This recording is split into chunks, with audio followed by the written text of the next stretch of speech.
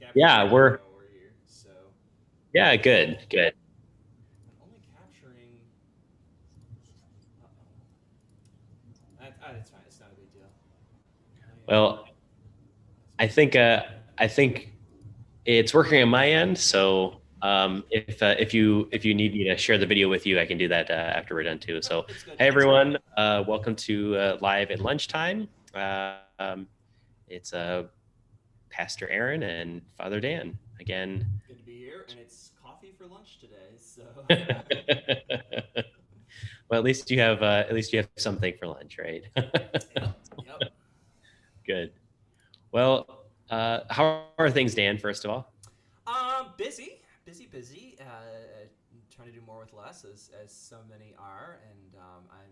I don't know if I would have covered this the last time we talked, but I've been helping out at another Catholic parish in our area, St. John's, over in Alden, as their minister, I guess, their pastoral administrator was on medical leave. She has unfortunately passed since then. Oh It was gosh. a very dangerous procedure she was having, but she seemed to be recovering well, and then had a setback. So if I invite anybody listening to keep Deborah Brown's soul in your prayers.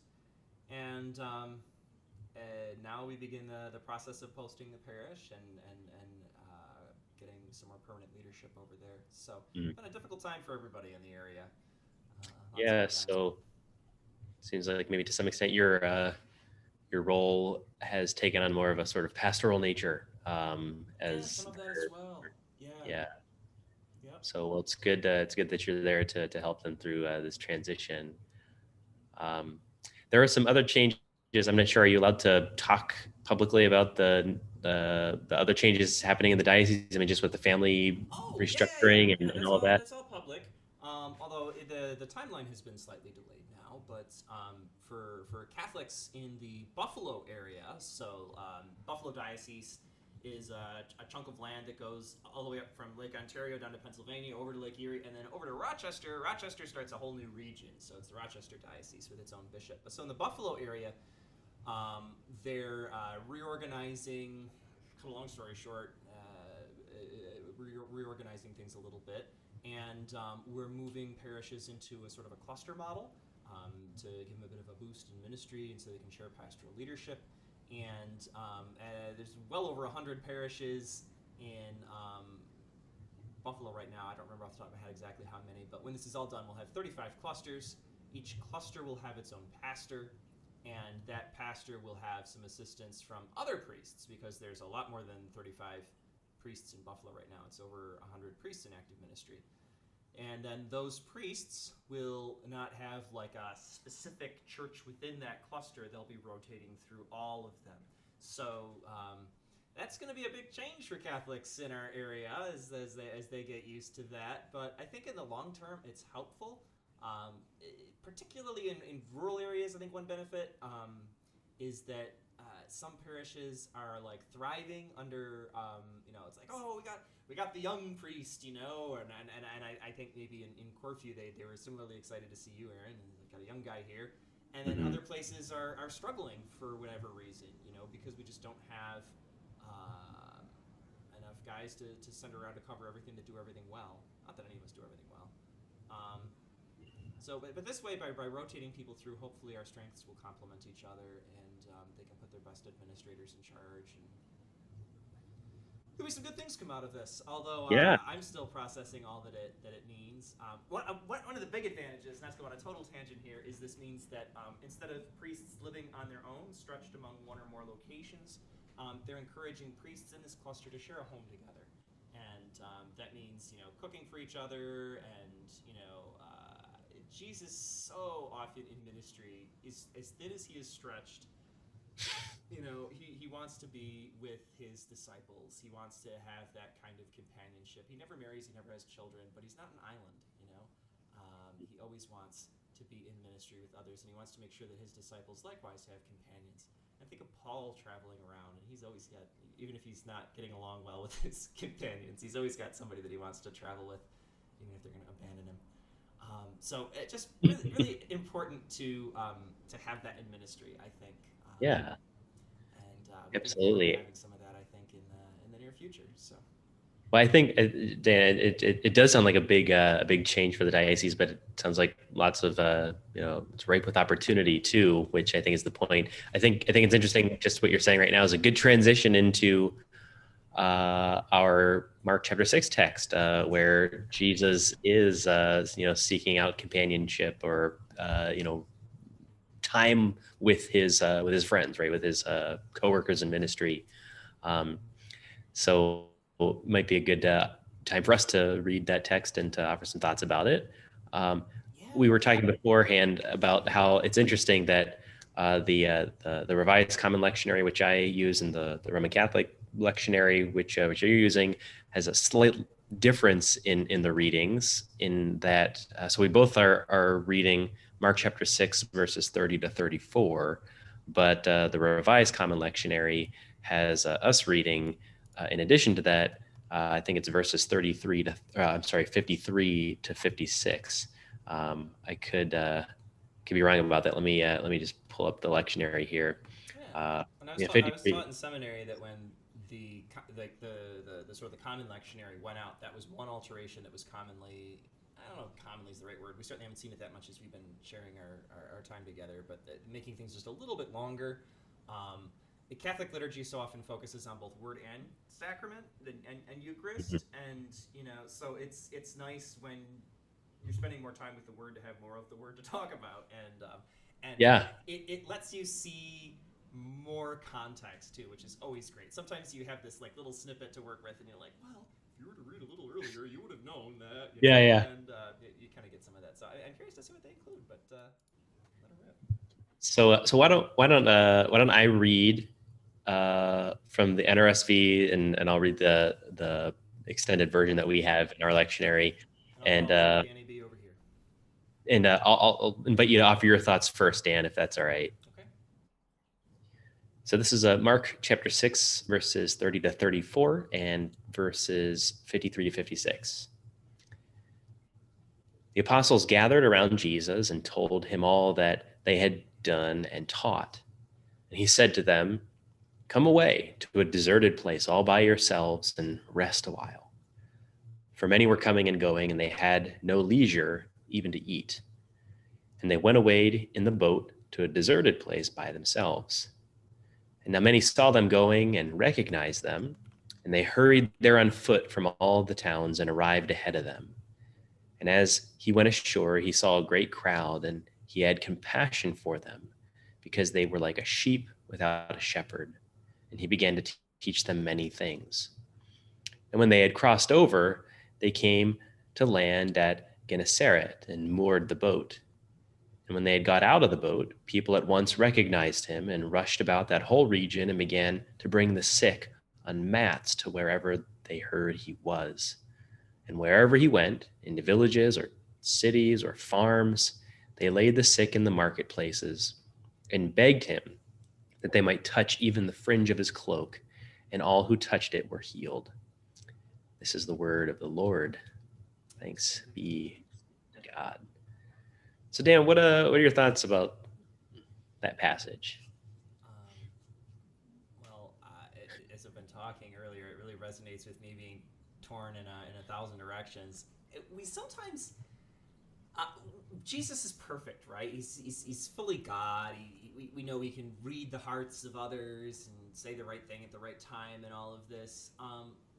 But these frantic passages remind us of the human side of Jesus, that he can't be in every place at every time. There is more work here than he alone can handle in his current state. So part of the message of this is the need for a church that's going to take on his work, that he's training his disciples to do this. But it's also a comfort, I think, to me in my daily life to say, like, I can't do it all alone, and that would be an unreasonable expectation. I need to entrust things to disciples, and ultimately build up a community that can take care of the needs of the area. The other part of it, though, is your text actually uses the word leisure, I think, which mine Mm-hmm. doesn't. So that was an interesting difference. in the midst of all of this work that Jesus has to do, and there's an infinite supply of people that need help, um, rather than say, okay, I'm going to give all of my sleeping time, all of my eating time, all of my time period to this task, Jesus is still carving out time to be in a deserted place and rest or leisure. And we know that sometimes he goes into the desert to pray. Even apart from his own disciples, sometimes he'll go up early to pray. He likes to pray alone.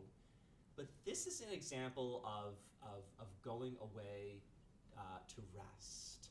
And it's so important to do that. So you need your retreat time, but you need a little vacation too.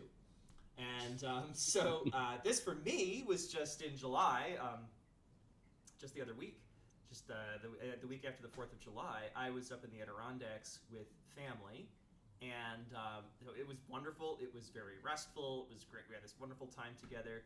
And then actually I got the news about Deb Brown's passing while I was up there, and I hadn't planned to come back until Friday, and wound up coming back instead on Thursday to do a memorial service for her. And I see that in this passage as well. There's a need for leisure. Jesus recognizes that. There's a need for rest. He recognizes that. But sometimes it's interrupted, you know. The work still needs to be done. The work is still important, and that's okay. He's flexible, you know. This didn't go the way people thought it might, you know. It didn't seem to be what he was trying to do, but he's showing us that it's okay for your plans to be interrupted sometimes. You don't get what you want or what you think you need, and you've got to do ministry. But it's important to make the effort. Now I can hear my, and maybe it's my headphones. I can hear my mom screaming at me to go on a retreat, which I have not done now since before COVID. So I myself need to find that quiet time away to pray. But at least I got that vacation in. And so when I see this passage, I think, I guess, about, you know, work-life balance, ministry, rest, prayer, trying to balance all these things. And you see Jesus trying to do that as well, and maybe it doesn't work out, you know. Why would it work out for me if it didn't always work out for him? You've just got to kind of be flexible. But also the importance of companionship and, you know, being in ministry with disciples, and the harvest is many. I didn't even get into the shepherd imagery yet, but what are your own thoughts on all this, I guess? Yeah, I really resonate with what you're saying.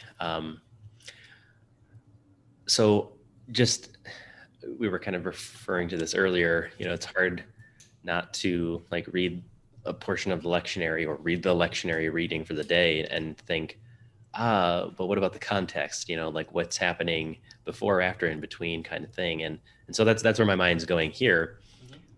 If I were to just like open up this part of the Gospel of Mark and I'd start reading this passage, I'd be expecting this to be the story of the feeding of the 5,000, which is connected to, you know, after verse 34 is when Jesus takes the fish and the loaves and feeds the 5,000.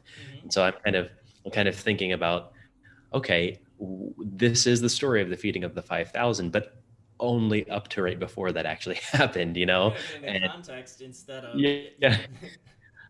So where my mind is going is, we get up to the point where Jesus is looking at the crowds, and it says he has compassion on them, and then it says he began to teach them many things. And that's where the passage ends, before he begins to feed them or have his disciples feed them. And it reminds me of in the book of Acts, where some of the, you know, Greek-speaking followers of Christ, their widows were being overlooked, and they were needing to advocate for themselves and say, like, hey, you know, our widows are being overlooked.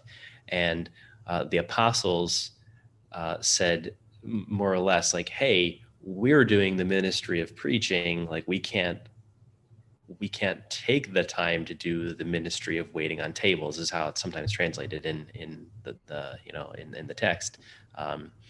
But I think it's interesting that that passage. Um, I can't remember the exact Greek phrase, but it's essentially it uses the word diakono, right? From we kind of get the word deacon from. But anyway, the service of the word versus the service of the table. So there's almost a pair. It's not like one is more important than the other, and I don't think that's what the apostles are saying there either. It's like, hey, we're preachers, like we're not gonna like do that thing. It's like, no, like we're staying in our lane. Like we have to do this important Yeah. job of doing the ministry of the word, and this other important thing needs to be done too, but someone else needs to do it because we're already doing something. And so I kind of think about what Jesus is doing in Mark chapter 6 as almost kind of both of those things. What we're reading about in the lectionary up to verse 34 is about the sort of service of the word, right? He's giving them the word before he gives them the fish and the loaves, and maybe there's some kind of way to interpret that Eucharistically, what happens with the feeding of the 5,000. Yeah. um, but I think about how maybe that's a benefit of this lectionary reading, in that because it is sort of commonly read as the story of the feeding of the 5,000, maybe we gloss over the fact that before he does that, he gives them the word, and I think there's an importance there too. And maybe that goes back to what you were saying too about word and sacrament, and not overlooking one to the detriment of the other. And I can't help but find some importance in that too, in what Jesus is doing here. He's and what is the point of of the service of the word here? Is it I think it's that he sees them as a sheep without a shepherd. Like he wants to give them guidance, he wants to give them some purpose, he wants to give them a vision, he wants to give them some hope. And I think that's equally important in this bigger picture, which we're probably more familiar with, but shouldn't forget that he does this also an equally important thing before he gives them the food. And so maybe there's maybe there's a Eucharistic undertone there, but maybe not. I'd be interested to hear what your thoughts are on that. But what I think about too is that I mean, these are hungry people, right? These are Yes. people. It's they're in a deserted place. There's not a Five Guys nearby or whatever. There's like there's 12 guys. That's yeah, right. There's not a well, there is a 12 guys nearby, they're not right? very good. Right. and uh, and I think of this in terms of our like kind of community service work as a church, whatever it may be. Um, it's important to do acts of mercy and acts of compassion. But I think it's also important that we don't forget the sort of theological bearings that, or the theological sort of foundation that gives that work its meaning, right? Mm-hmm. So, and that's what Jesus is doing here. He's teaching them before he does the sort of act of mercy and compassion, of feeding them, and I think that's all incorporated. Anyway, what do you think about that? About the feeding part? Do you see a Eucharistic undertone there, or not necessarily? So I'm a Catholic. Obviously, I see.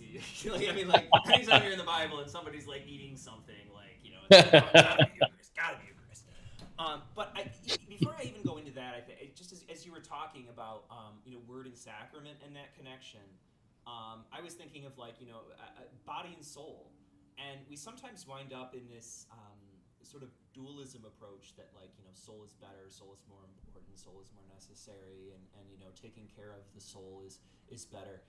But I think throughout this section that you're talking about, you see Jesus really caring for both. It's a very holistic approach. He's doing everything, something for the mind, something for the soul, something for the body. Sometimes somebody gets Eucharist and they're so excited. In our service, like some kid, oh, I'm making my first communion, yeah, it just reminds you of that excitement that we all should have when you go to it. But you know what? Sometimes they're just excited because it's Donut Sunday, and everybody loves donuts, and streaming online isn't the same because you don't have Donut Sunday, and it's all of that excitement in one. I think when you're eating with Jesus, it shouldn't just be a spiritual meal where you get some tiny little token that represents a meal that has like 0.5 calories in it or something like that. There's part of this experience really is sitting down, having a meal, being full, enjoying other people's company, and learning something as Jesus talks. And I think it was, you speak more to this maybe, that there was a cultural tradition at the time for a wealthy benefactor to host a meal, and you'd have some distinguished speaker coming and talking, and maybe get into some sophistry or something, whatever was entertaining at the moment. And but that was part of the experience, to have a great meal, to enjoy people's company, to learn something, and then like, wow, that was a great evening. That was really good. Maybe in our own world, it might be you'd be going out for like live jazz or something like that, and eating and having a drink with companions, and so you're having like a bunch of things happening at the same time, a bunch of itches being scratched, a bunch of needs being taken care of, and I think we see Jesus here doing the same thing. So it's easy for me and maybe for ministers as a whole to slip into like, well, I'm going to stay in my lane. I'm only going to take care of spiritual things. My service is going to teach you something about the Bible, and then I'm going to slip you a little wafer, and Jesus is going to do something in your heart, and then get out of here. But Jesus here, as a shepherd, is watching out for everything for his sheep, and feeding them is a part of that, an important part of that.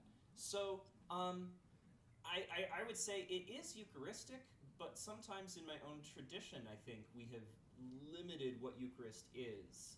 Eucharist is so much more in the Bible. So I wouldn't want to narrow this only to Eucharist in the sense that I usually mean Eucharist in my liturgy. I would say this is how Jesus reaches people, but he does it through meals in general. So I don't know. There's a big movement after the Second Vatican Council. A lot of people did crazy things, and they're doing Eucharist with like pizza and soda and things like that. And a bunch of people blew up about that. And they made it too cheap in some sense. It's difficult to capture the full range. I almost do feel that it's better to extend the sacrament with like a donut sundae, if you will. So you have this well-rounded experience. The high and the low are both important, and you need that to experience that sense of community at the altar, but you need to experience it in the meeting room afterwards with a donut. I think they're both ways to grow the church and to strengthen the church. There's a popular kind of movement that's happening in some Protestant circles, whether you call it, community dinners or dinner church is what it's called sometimes, or sometimes it's even called, and there's maybe a specific version of this that people are familiar with, but something like a love feast. But in essence, what it is you kind of have church, or your liturgy, your worship service happens as like a meal, like a legit meal is served. I mean, there's like, salad, entree, and dessert, but like in the middle of the meal, there's also like a Eucharistic liturgy, which then like there are like separate elements that are kind of a part of your mealtime. And so you're like literally taking communion while you're having dinner. And so it kind of gets to that, like the point of the dinner is to bring people together, to have a sense of community. You're forming relationships, you're sharing with each other, you're passing things around for people to eat, and also you're worshiping, and during that time also taking communion. And so I think that's a kind of an interesting maybe take on what you're saying here as it relates to this passage too, and what's happening in it. Because I think that resonates with me. I think it's really important that Jesus does these kinds of things, right? Um, that that ministry happens kind of in and around community. That all of that's important. I remember, was it your turkey dinner in Corfu that would Oh, like draw so many people in. But I would go over there and I would sit with people that I would see around town that weren't necessarily Catholic, and we'd have wonderful conversations. And sometimes it would be about faith, and sometimes it wouldn't be about faith. But you would feel this lively sense of community there, and you'd get to know people, and barriers would start to come down. And I think those moments, Christ is present. And when I'm at those kind of events or our chicken dinners or whatever it may be, it's not just a fundraiser. That draws people in that wouldn't normally be at our church. And because you're caring for something basic that we all need to take care of, which is yeah. the body. And then while you're here, if you're also getting a social need scratched, that's great, and maybe you're open to something spiritual. But this is where it begins. Jesus isn't necessarily beginning with an appeal to our highest level, super cerebral. It's just what do we all have in common? We need to eat, and Hmm. it's a kindness that you can show people.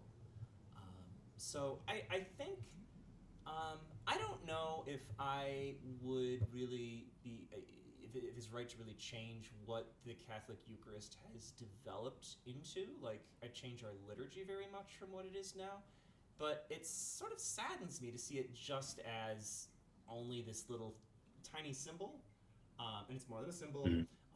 But it Yeah. is the presence of Jesus, but it's lost the appearances of a meal that it was always Hmm. supposed to have. Hmm. It's there was a joke in the seminary that it was easier to believe that it was that the host was Jesus than that it was bread. Than that it had the appearance of bread. So it ought to be both and. It ought to be body and soul. It ought to be Jesus present there, but it ought to be a meal as well. And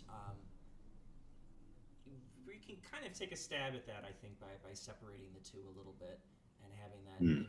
donut Sunday afterwards. But I love the idea of that love meal. How did you describe it? Love feast. Um, I Yeah. get also Yeah. reminded of that's going on a total tangent here, but we had it when I was in college. I went to Franciscan University of Steubenville, sort of conservative Catholic school with charismatic elements. It's sort of hard to describe, but the president, Father Scanlon, at the time, didn't like the fraternity system that so many colleges had, but he believed that students needed a sense of community for their faith to be strengthened. And so he established what he called households, which were small groups of people gathered together, kind of as church in a way, like small ecclesial communities.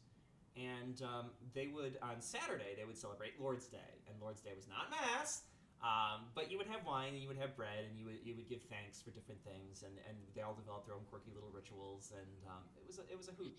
I think that also captures some of the Hmm. Eucharist, I guess, that is in the Hmm. scriptures, that sense of communion with Jesus, even if it's not a sacrament. Hmm. There's just, it's hard to capture everything that Jesus did and was. Um, but I think as ministers, we always want to be looking forward and say, like, oh, that's a piece that I'm not doing well. How can Hmm. we be more like Jesus in that way? Hmm. That's really good. Yeah.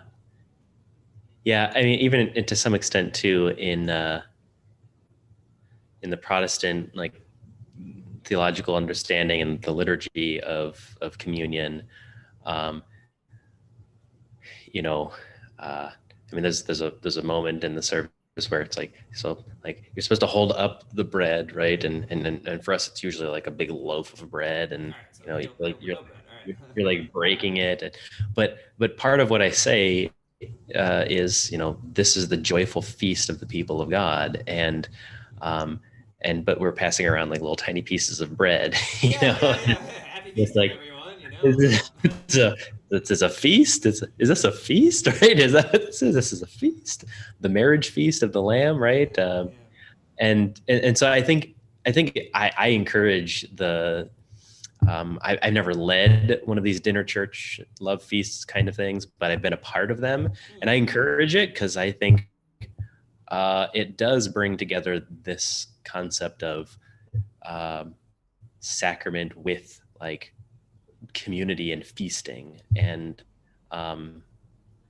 maybe feasting has a sort of pejorative or negative connotation or something because of overindulging, and that's not what I'm trying to say, but I think you know what I mean, No, like the and idea of Paul like certainly grumbles about people getting drunk at the feasts, and yeah, right, don't you have houses? right. But it is such an important piece, I think. Yeah, if you have an opportunity, something like that's going on, I would be very curious to see that as a minister, as that'd be something to learn from. Yeah. Maybe they could do gluten-free bread or something like that. But Yeah, that yeah, would be yeah. very, very interesting to me. Um,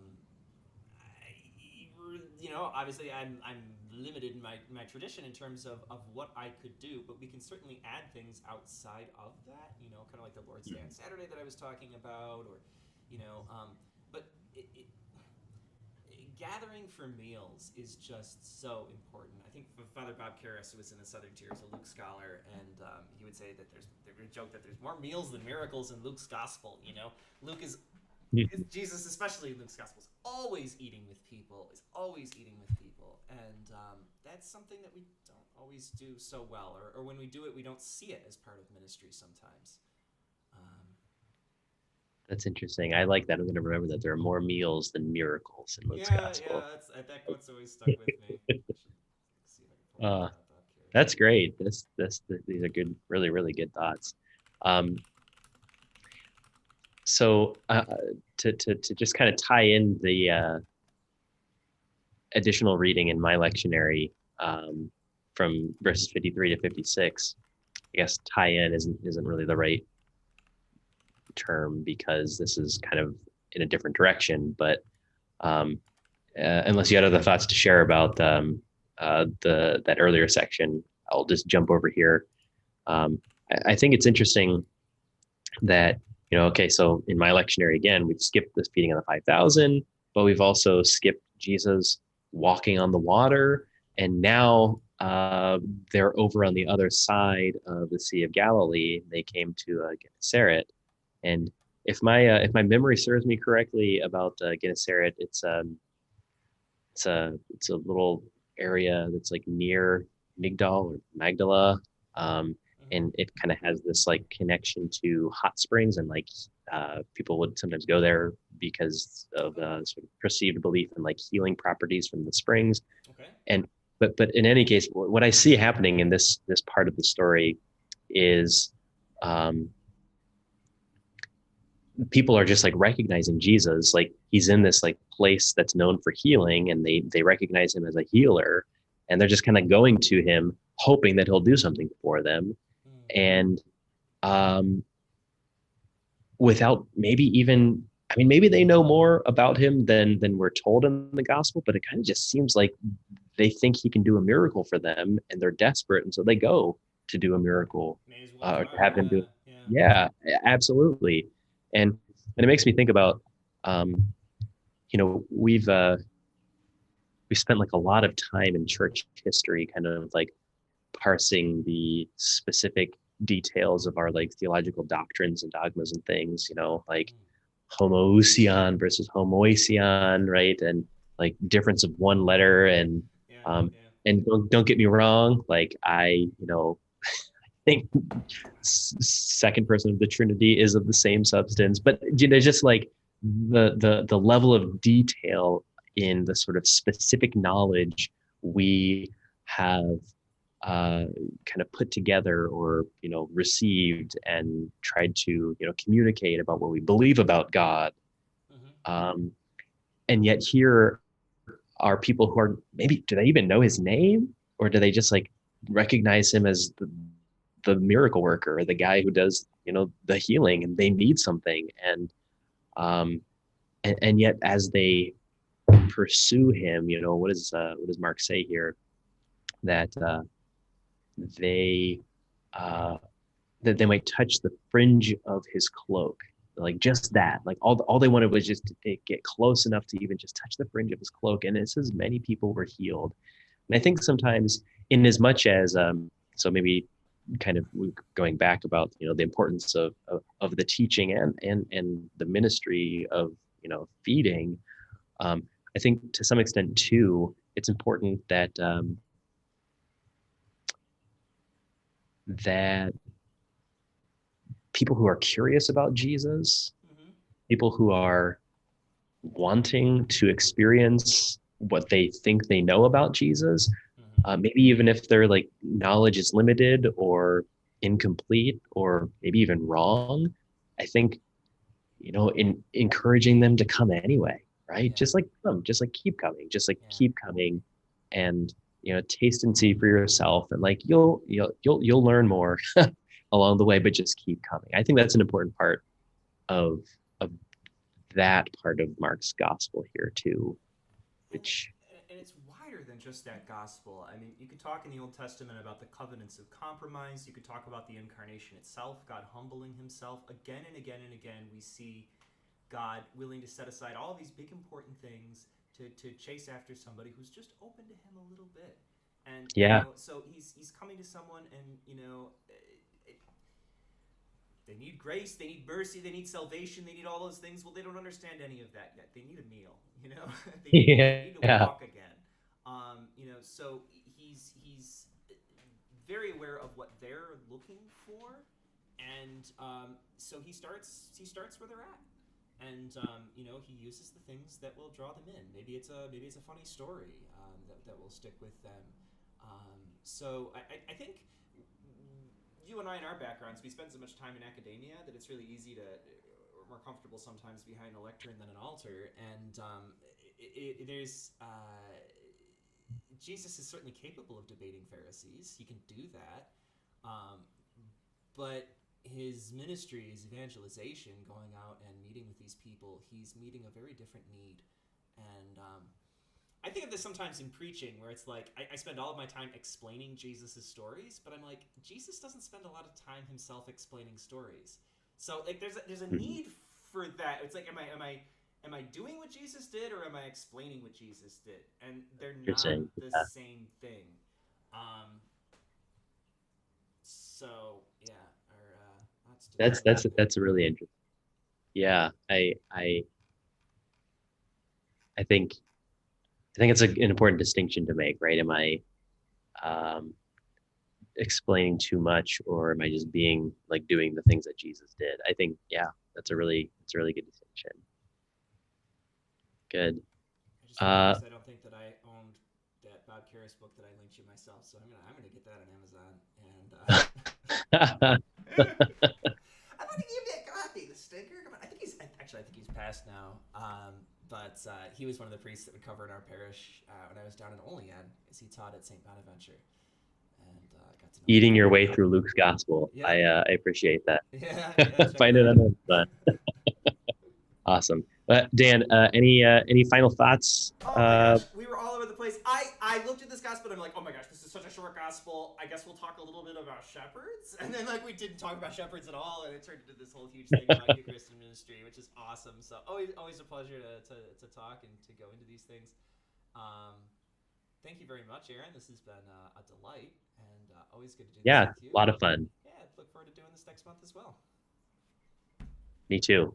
All right. Thanks a lot, Dan. And see everyone. Post any comments that you have in the comment section if you have them, and we'll answer them. So, but if not, we'll see you next month, and I'm sure it'll be another great great conversation.